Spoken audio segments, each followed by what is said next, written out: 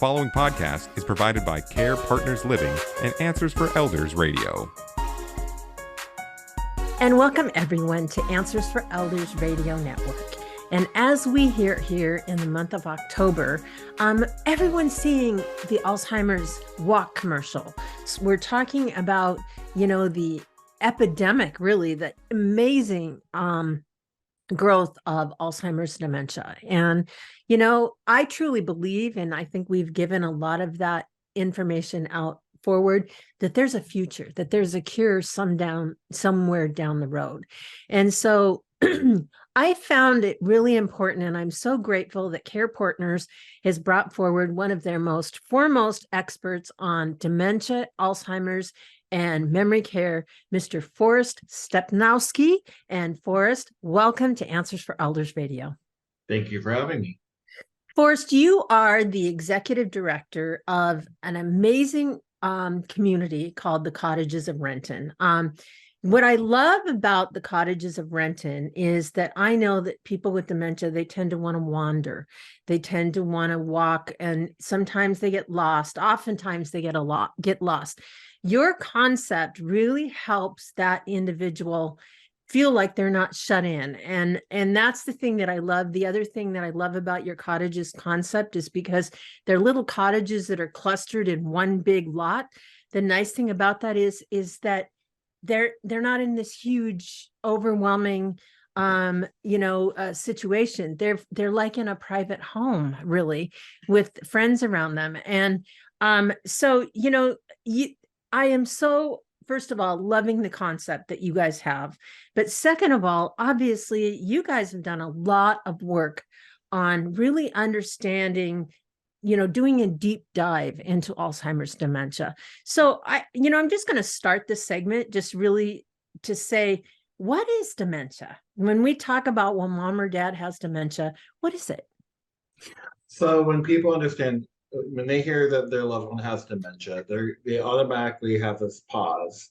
But it's a progressive illness. It's actually not its own illness. It's actually caused by a variety of either 100 to 120 different diagnoses.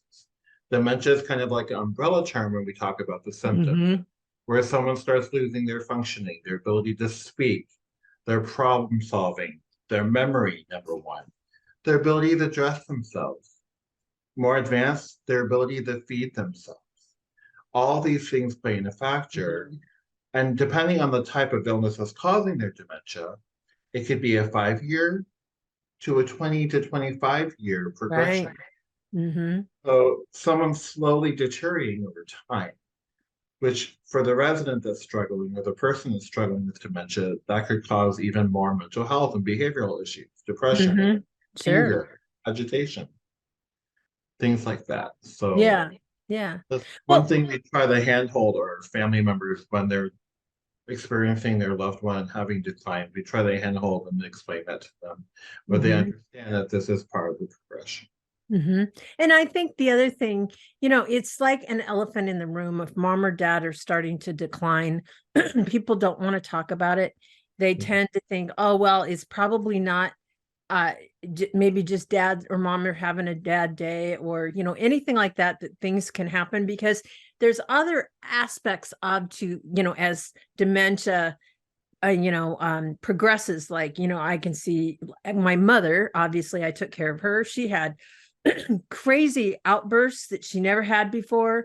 She had she was always suspicious to people, like she never used to be.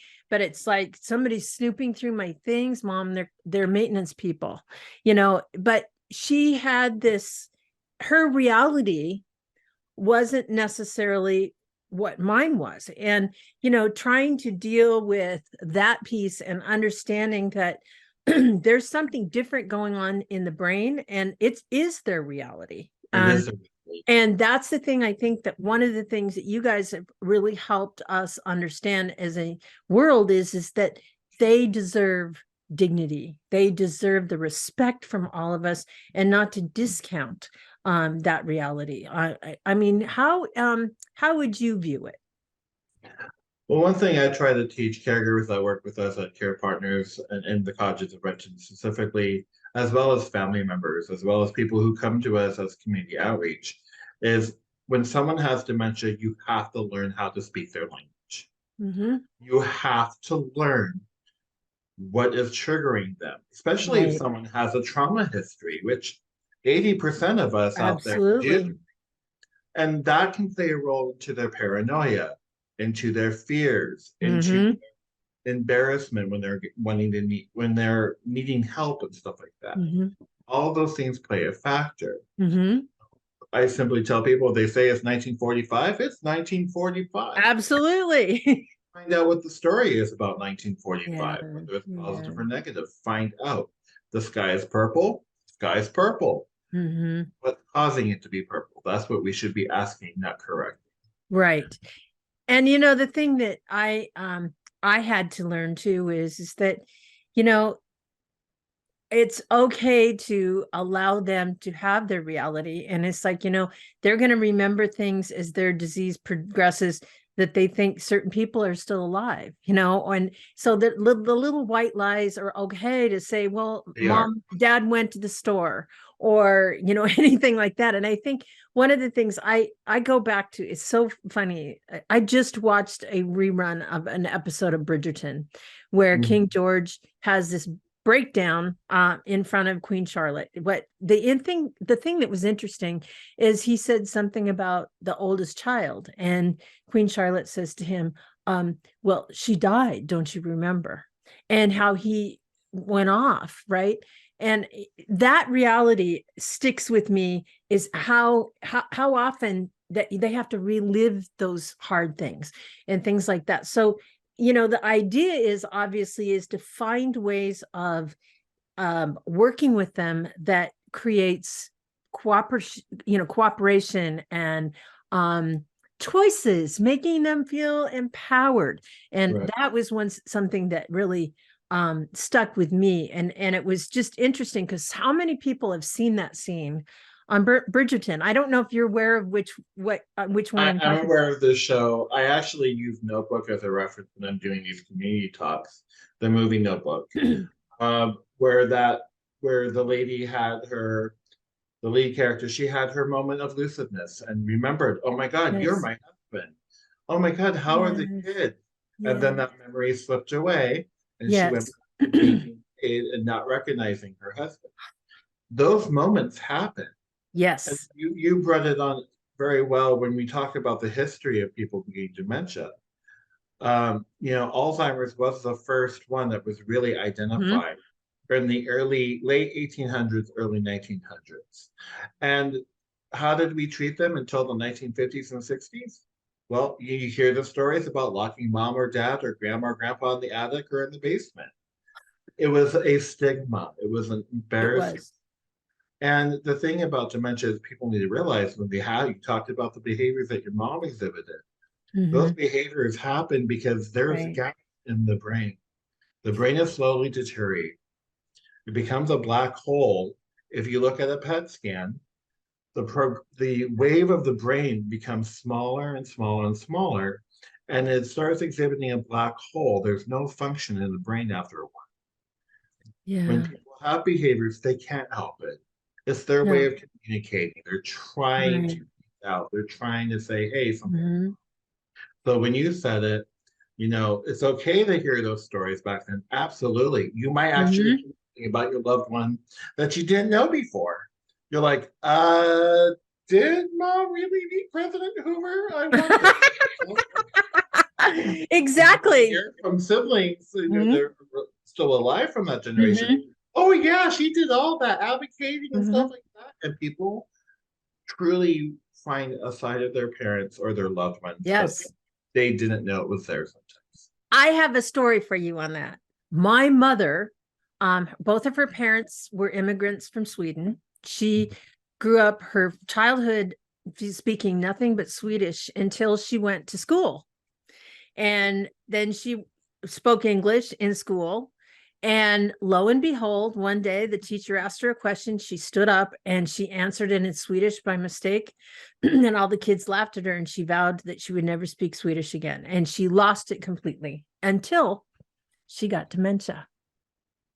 What was interesting is that core language that she learned early in her days.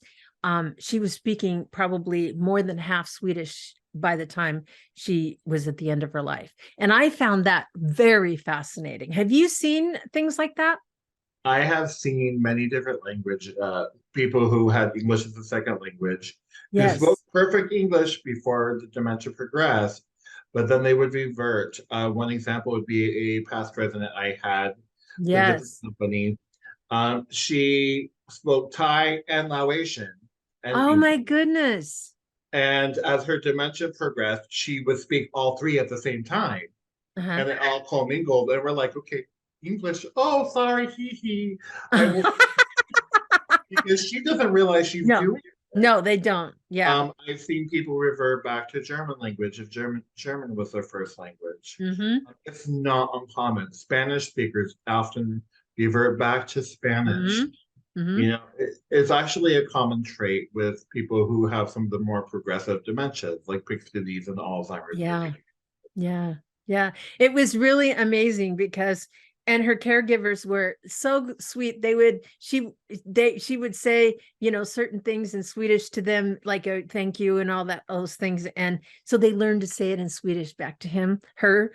And that was precious to me, that they took the time to do that and to acknowledge her in her way of style of doing that. And I think that's what's so important about what people like CarePartners do, is really honoring that loved one. And so if someone has out there someone that's, a loved one that may be on the path to being concerned, think about the type of lifestyle you want them to live. And I think this is the thing that is such a wonderful program, and sometimes hard to get into because oftentimes you guys have a waiting list, but Yes. you always find a way. And I think that's really great. So Forrest, how do we reach you?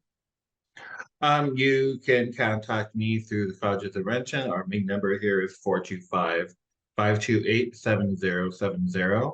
I can also share my email address out there for you all. But you can always call and talk to me directly. My team and I are always available to help guide people. Fabulous. And CarePartners has communities all throughout Greater Puget Sound and Arizona. So Yes, if you're interested, reach out to carepartnersliving.com. And Forrest and I, we're going to be right back right after this.